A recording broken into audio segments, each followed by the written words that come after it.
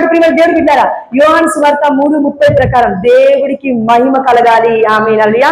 దేవుడు హెచ్చింపబడాలి, మనము నోరుతో చెప్దాం. మనందరం నోర్లు ఉన్నాయి కదా, మనందరం గట్టిగా చెప్పాలి. దేవుడు హెచ్చింపబడాలి, మనము తగ్గింపబడాలి. దేవుడు హెచ్చింపబడాలి, మనము తగ్గింపబడాలి. దేవుడు హెచ్చింపబడాలి, మనము తగ్గింపబడాలి. ప్రియమైన దేవుడు బిడ్డారా, మనందరి మధ్యలో మరి ఆధ్యాత్మికంగా, శారీరకంగా, మానసికంగా స్వస్థత లేకుండా ఇక్కడికి మనం చాలా మంది వచ్చాం. మేబీ ఇక్కడ ఉన్న కొందరిలో కొంతమంది రీసెంట్ గా మీరు వడకానికి కూడా వెళ్ళి వచ్చారు, కానీ అక్కడ కూడా మీకు స్వస్థత కలగలేదని దేవదేవుడు చెప్తున్నాడు.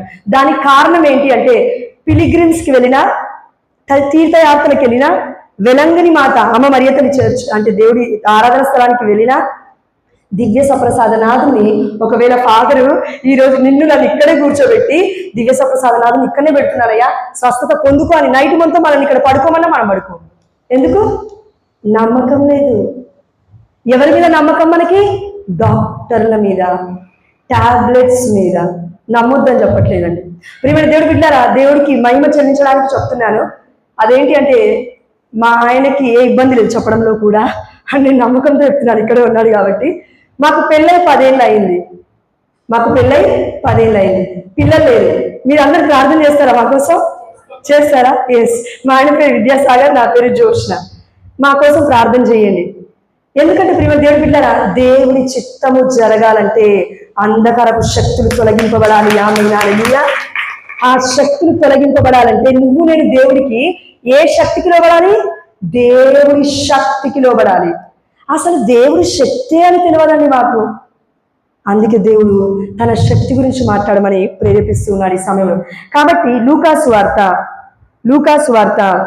6వ అధ్యాయము 17 నుండి 19 వర్షాలండి. పరిశుద్ధాత్మ దేవుడు, ప్రభువా ఇక్కడ ఈ పిచ్చిదాన్ని, ఈ గాడిదని, గుర్తింపులేని నన్ను, ఈ గొర్రెని ఒక చర్చికి దేవుడి సన్నిధికి పిలిచాడు ప్రభువా. నీ బిడ్డ గురువు ద్వారా దేవదేవుడు పిలిచాడు. 2 బిడ్డని ఇక్కడ ప్రేరేపించినాడు, జ్యోతక్కని, మార్గరెట్ అక్కని. దాని తర్వాత ఫాదర్ గారు పిలిచారు. ఎంత గొప్ప దీవెన అండి. Amen hallelujah. I can feel the joy in Lord. Amen hallelujah. ఎందుకంటే ఎప్పుడెప్పుడు బయటకు వచ్చి దేవుణ్ణి ప్రకటించాలి, ఎప్పుడెప్పుడు ఇంట్లో ఉండి దేవుళ్ళో ఆనందించాలి, ఎప్పుడెప్పుడు దేవుడి సన్నిధిలో నేను ఉండాలి అని దావీదు వలె ఎల్లవేళలా మనం దేవుడి ఆలయంలో నివసించడానికి ఇష్టపడితే స్వస్థత ఆటోమేటిక్ గా అదే జరిగిపోతుంది. ఆమేన్ హల్లెలూయా. అందుకే దావీదు అంటున్నారండి, అన్యుల ఇళ్లలో 1000 నాళ్ళు వసించట కంటే దేవుడి మందిరంలో ఒక్కరోజు వసించటం లేదు. ఆమేన్ హల్లెలూయా. ఎంత గొప్ప మాట కదా. దయచేసి ప్రతి ఒక్కరు క్లాప్స్ కొట్టండి. దేవుడి దేవాలయం ఇది మన ఇల్లు కాదు. జుట్లు వేసుకోవడానికి ఇక్కడికి రాలేదు, ఫోన్ చూడడానికి ఇక్కడ రాలేదు. ఉన్నట్టుగా మొహమాటం లేకుండా నేను చెప్తాను. పరిశుద్ధాత్ముడు ఇచ్చిన గిఫ్ట్ అది. మీరేమన్నా అనుకోండి. దాని తర్వాత ప్రియమైన దేవుడి బిడ్డ, దేవుడి ఆలయము యేసయ్యకి అక్కడ బయట ఆలయంలో కూడా కాదు, బయట అందరూ మార్కెట్ పెడితే అవమ్ముతుంటే ఇవమ్ముతుంటే ఆ యొక్క దొంగ మార్పిడిలు చేస్తూ ఉంటే, డబ్బులు మార్పిడి చేస్తూ ఉంటే దేవుడు ఏమన్నాడు? ఇది నా దేవుడి ఆలయం. ఏం చేస్తున్నారు మీరు ఇక్కడ? ఇది దేవుడి ఆలయం. ఫోన్ లేదు ఇక్కడ, దేవుడి ఆలయం. బైబిల్ ఏది ఇక్కడ?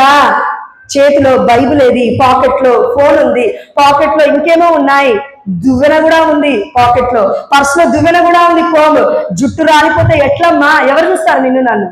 ఆధ్యాత్మికమైన అందం గురించి ఆలోచించాలి మనం. బాహ్యకరమైన అందం ఈ రోజు ఉంటుంది, రేపు పోతుంది. ప్రియమైన దేవుడి పిల్లారా, దయచేసి దేవదేవుడు స్ట్రిక్ట్ గా చెప్తున్నాడు మనకి, దేవుడి దేవాలయంలో ఒక ఎంటుక కనబడినా కూడా తీసి బయటేసి వెళ్ళిపోవాలి మనం. అలాంటిది దేవుడి దేవాలయానికి వచ్చి జుట్లు వేసుకోవడానికి రాలేదు. నేను చూడండి, ఇంట్లోనే పెట్టుకొని వస్తారు పిన్ను. ఎందుకు? డిస్టర్బెన్స్ అవ్వద్దు ఎవరికి. దివ్య సప్రసాదనాథుడు ముందు ఎవరికి మనం డిస్టర్బెన్స్ గా అవ్వద్దు. కలిసి వార్త 6వ అధ్యాయము 17వ వర్షం చివరి వర్షం నేను చదువుతాను, చూడండి మా. దయచేసి మీరు కళ్ళు మూసుకోండి, లేదంటే దివ్య సప్రసాదనాథుని అలా చూడండి. ఈ రెండిట్లలో ఏదో ఒక పని చేయాలి స్వస్థత కలవాలి అంటే మనకి. ప్రజలు అనేకులు అచట చేరియుండిరి. ఆమేన్ హల్లెలూయా. ఎచట?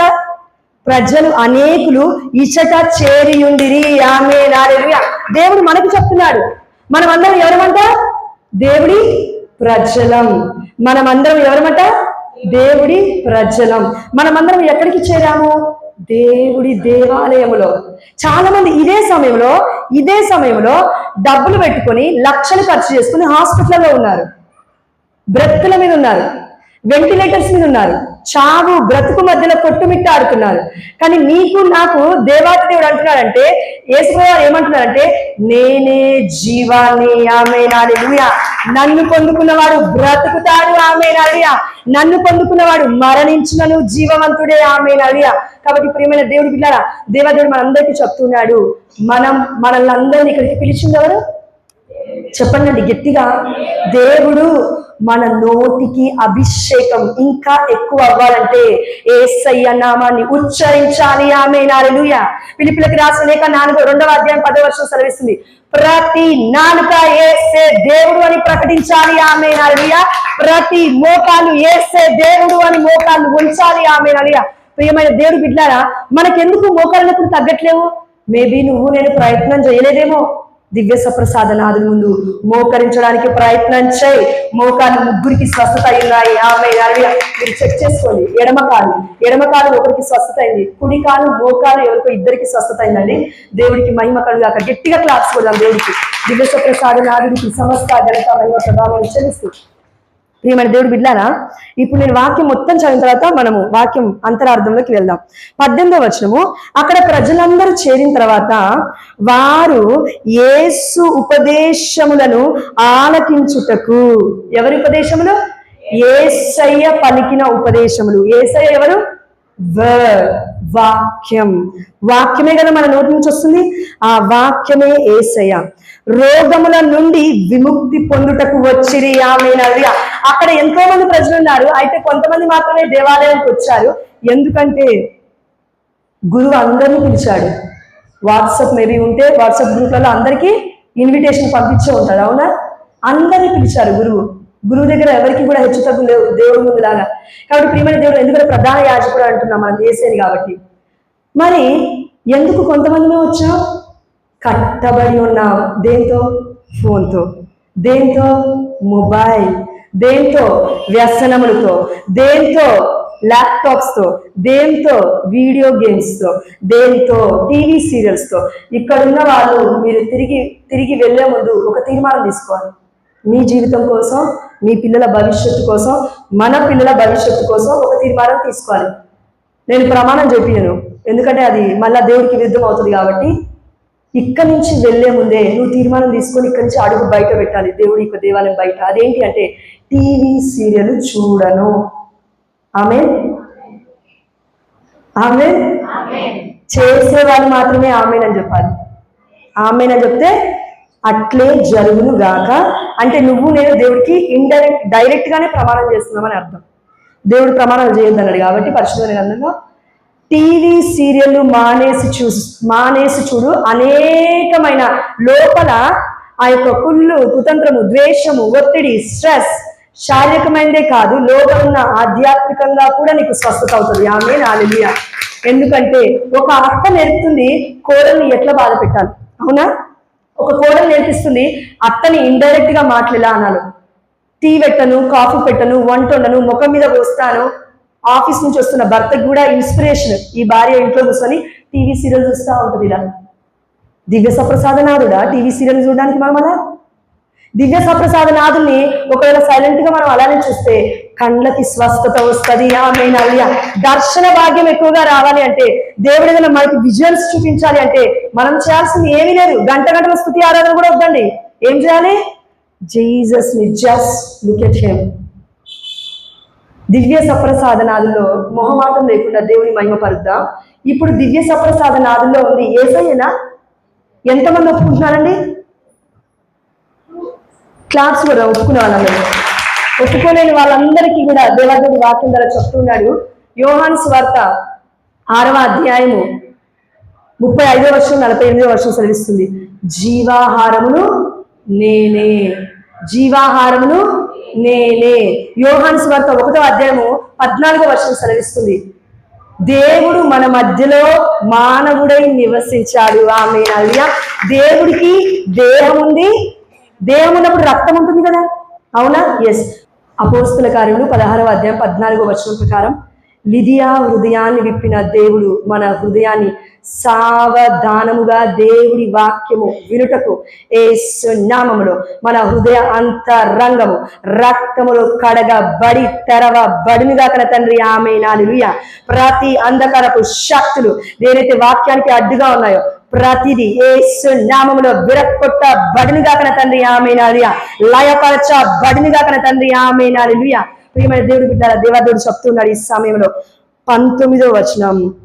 అక్కడికి చాలా మంది రోగాలతో వచ్చారు, అపవిత్రాత్మల చేత పీడింపబడుతున్న వారు వచ్చారు, అదే విధంగా ఎన్నో బాధలతో వచ్చారు, విసిగిపోయి వచ్చారు, నిరుత్సాహంతో వచ్చారు, ఒత్తిడితో వచ్చారు. దేవదేవుడు చెప్తున్నాడు, కళ్ళు మూసుకోండి, ఈ సమయంలో కళ్ళు మూసుకోండి. 19వ వచనం. యేసు నుండి మహాశక్తి వెలువడింది. ఆమేన్. హల్లెలూయా. The power of the Holy Spirit, the power of the precious blood of Jesus is in our hearts right now. Amen. Hallelujah. Thank you, thank you, thank you. Thank you, Jesus. We praise you, Jesus. We adore you, Jesus. అయ్యా, లూకాసు వార్త 6వ అధ్యాయం 19వ వచనం ప్రకారము నీ నుండి మహాశక్తి, దివ్య సప్రసాదనాథుడి నుండి వచ్చిన మహాశక్తి యేసు రక్తము ప్రతి బిడ్డ మీద ప్రోక్షిస్తున్నాడు ప్రభు. ఆమేన్. హల్లెలూయా. Lord, pour out your precious blood in the mighty name of Jesus and cleanse all of our sins in the mighty name of Jesus and take away all the sins from every curse and every sin from our heart and from our lives from 4 generations in the mighty name of Jesus, O Lord. Amen. Hallelujah. ప్రియమైన దేవుడు బిడ్డలారా, కళ్ళు మూసుకోండి. Thank you, thank you, thank you, thank you Jesus. Praise you, praise you, praise you Lord. We praise you Lord. లూకాసు వార్త 6వ అధ్యాయం 19వ వచనం ప్రకారం దేవుడి నుండి మహాశక్తి వెలువడింది. ఆమేన్. హల్లెలూయా. యేసు నామములో ఆ శక్తి మనని దహించుగాక. ఆమేన్. హల్లెలూయా. దైవ ప్రేమ అగ్ని జ్వాల మన హృదయంలో రేకెత్తించబడునుగాక. ఆమేన్. హల్లెలూయా. దేవుడి యొక్క పరిశుద్ధాత్మ శక్తితో మనము నింపబడునుగాక. ఆమేన్. హల్లెలూయా. కళ్ళు మూసుకొని థ్యాంక్ యూ చెప్పండి దేవదేవుడికి. హల్లెలూయా, హల్లెలూయా, హల్లెలూయా, హల్లెలూయా, హల్లెలూయా, హల్లెలూయా, హల్లెలూయా, హల్లెలూయా, హల్లెలూయా, హల్లే హల్లే హల్లెలూయా, హల్లెలూయా, హల్లెలూయా, హల్లెలూయా, హల్లెలూయా, హల్లెలూయా. అది ఎవరు వాక్యం చెప్తున్నారు అని అంటే పరిశుద్ధాత్మ దేవుడు. ఆమేన్. హల్లెలూయా. ఎలా సాధ్యం?